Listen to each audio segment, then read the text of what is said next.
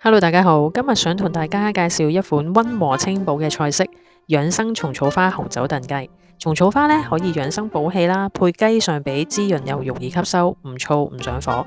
加埋少少紅酒去燉呢，加熱咗之後酒精就揮發啦，就會留下好香嘅果味，同埋又達到暖身嘅效果，可以令到雞肉呢就更嫩，味道更香。下節之後呢，身體容易外熱內虛，呢類清補又唔帶滯嘅燉雞呢，女士們食落就特別舒服啦，亦都好啱日常補身調理㗎。材料方面呢，我哋有雞上髀大約300g，有機嘅蟲草花，我今次呢就試下用呢一隻。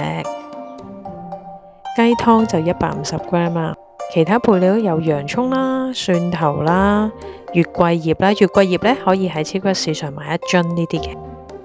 當然唔少得有鹽啦、牛油果油啦、黑胡椒啦，最後呢就係預備120g嘅乾身紅酒。中火落油，炒香洋葱同埋蒜頭，跟住落我哋嘅雞上髀，慢慢煎到佢表面金黃色，跟住落紅酒，再加入蟲草花，中火呢等佢煮1至2分鐘，等啲酒精揮發，加入我哋之前煮好咗嘅雞湯。落埋月桂葉就可以冚蓋，慢慢燉佢15至20分鐘。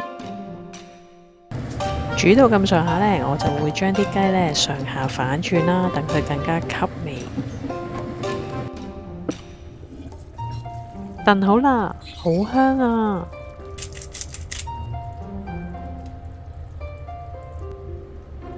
梗係要加返啲蟲草花同埋洋葱啦。最後梗係要淋埋紅酒雞湯上面啦。等我快啲試下啲蟲草花先。